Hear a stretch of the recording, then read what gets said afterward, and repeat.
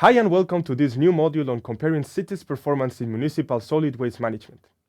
This topic will be presented by Dr. Liliana Rodic, who is an expert in this field. Her most recent work includes the Global Waste Management Outlook report that she prepared with colleagues for UNEP. In this course, we have taken various insights from this report. Welcome, Liliana. The floor is yours. Thank you very much, Imanol. It is a pleasure to be here and share my experiences with you. If we look at the cities around the world, most have some form of solid waste management services. In fact, some perform very well, while others still face numerous challenges, as we have seen throughout this course.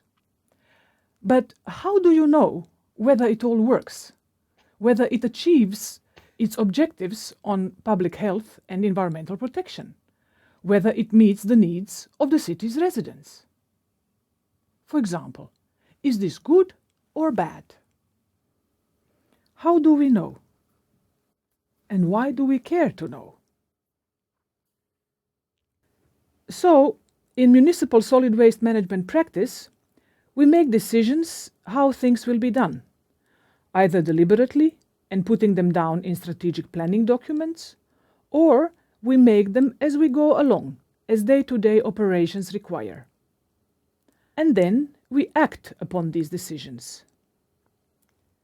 But then it is wise to take some time to observe or monitor how the system is actually functioning, whether the plan works in practice.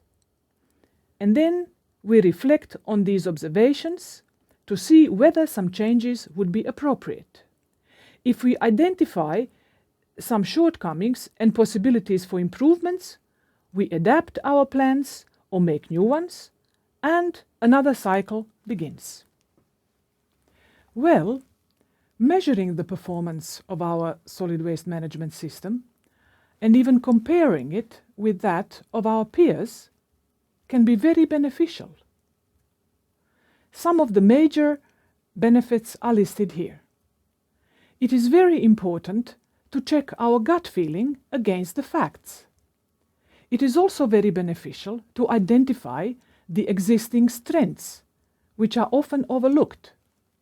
And such a measurement is very beneficial for the learning cycle that we have seen in the previous slide. Traditionally, performance of urban waste management systems is measured by means of numerical, quantitative indicators, such as percentage of households that receive waste collection services or percentage of waste that is taken to recycling facilities. However, it has been said that not everything that counts can be counted, and not everything that can be counted counts. Accordingly, there are aspects of waste management that do not lend themselves to quantification. They simply cannot be expressed by numbers. But they are very important for a well-functioning system. Among various sets of indicators that have been proposed, one is particularly comprehensive in this sense, as it includes both quantitative and qualitative indicators to measure, describe, and enable comparison of performance of solid waste management systems. It is the Wasteaware indicator set. It consists of two groups of indicators related to physical components and to governance aspects of a solid waste management system. As you know, physical components of the system describe what happens with waste, starting from waste generation, segregation at source, collection, transfer, sorting, transport, recycling, energy recovery, and disposal. Governance indicators address how things are done, considering three essential aspects: institutions, finances, and inclusivity of important stakeholders.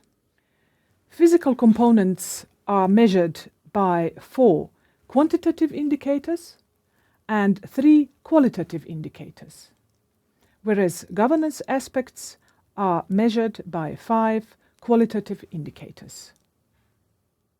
The Wasteaware indicator set includes 4 quantitative indicators for physical components of the system. Two of them pertain to waste collection.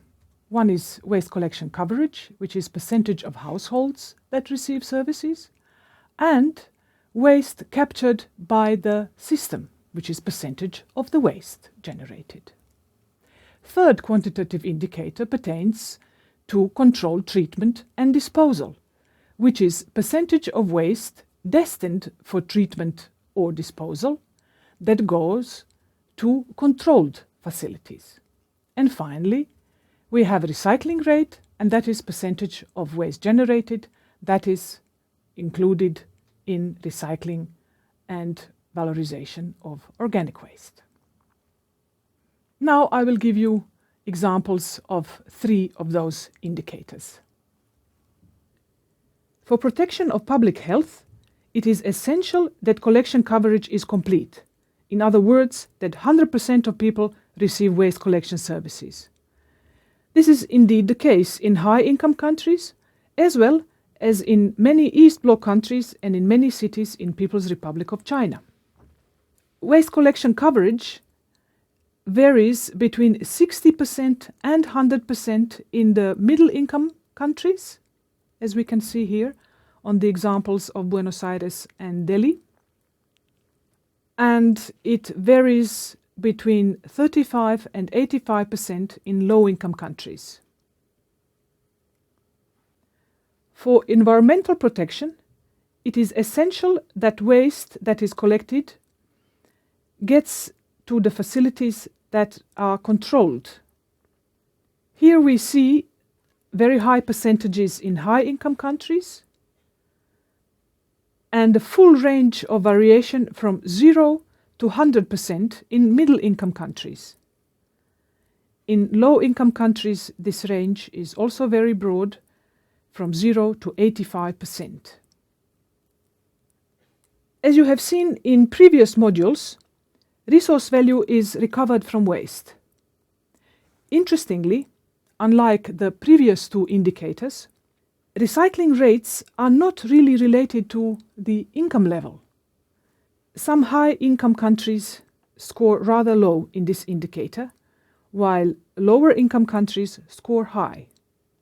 We do have Adelaide here with 55%, but some other cities in Europe, for example, score 20 to 25%. Middle-income countries recycle, in some cases, up to 50% of their waste, and low-income countries up to 30%. In addition to such quantitative indicators, Wasteaware set includes 3 qualitative indicators for performance of physical components. Each of these indicators consists of 5 or 6 criteria, and here I just give a few examples of these criteria. For example, Criterion 1C1, pertaining to collection, describes appearance of waste collection points, and you can clearly see the difference between 2 collection points, both in Bolivia. Or, for example, Criterion 2E3, that describes the quality of treatment and disposal. It is the criterion monitoring and verification of environmental controls. On the left, you see an open dump with open fires and all kinds of emissions and no controls, in this case, in one of the Balkan countries in Europe. And on the right, you can see engineered landfill with all the measures of environmental controls for leachate and landfill gas in People's Republic of China.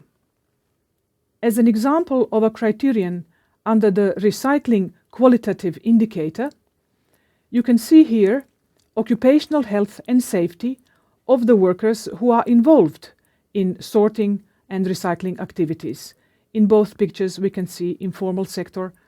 On the left it's a transfer station in Nepal, and on the right it is plastic recycling in India.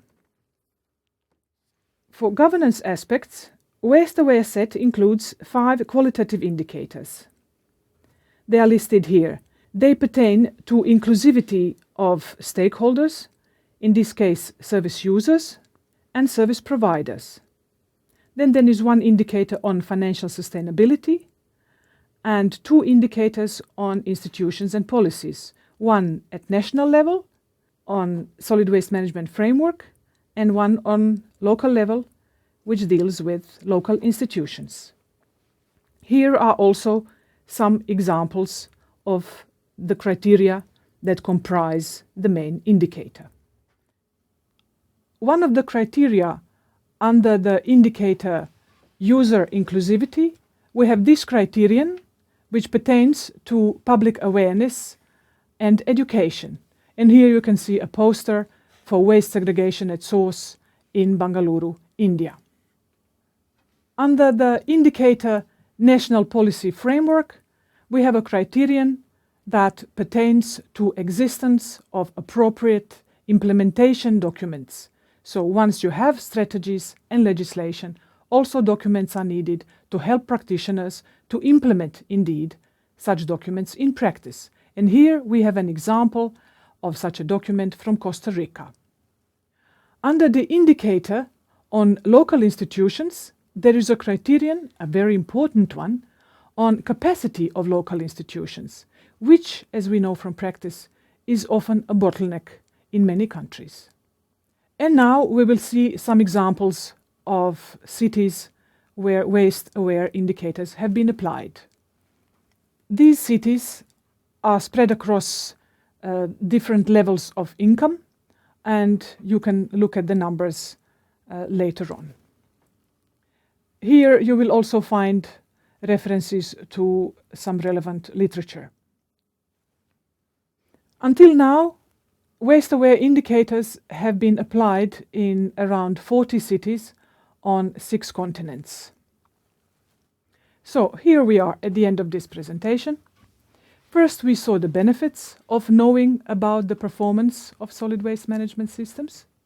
We distinguished between quantitative and qualitative indicators, and we saw in what way waste-aware indicators address both of these. The experience is in 40 cities around the world. Why not try it in your own city? Should you have any questions or comments, do not hesitate to contact me at the email address given here.